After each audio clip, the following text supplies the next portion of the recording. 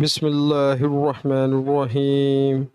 شروع اللہ کا نام لے کر جو بڑا مہربان نہایت رحم والا ہے۔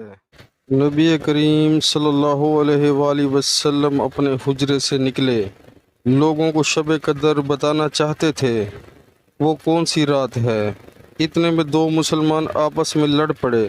آپ صلی اللہ علیہ وآلہ وسلم نے فرمایا، میں تو اس لیے باہر نکلا تھا کہ تم کو شب قدر بتلاؤں، اور فلاں فلاں آدمی لڑ پڑے تو وہ میرے دل سے اٹھا لی گئی، اور شاید اسی میں کچھ تمہاری بہتری ہو، تو اب ایسا کرو کہ شب قدر کو رمضان کی 27ویں، 29ویں اور 25ویں رات میں ڈھونڈا کرو۔ پیارے مسلمانوں، اللہ تعالی ہمیں حدیث پاک سننے اور اس پر عمل کرنے کی توفیق عطا فرمائے، آمین۔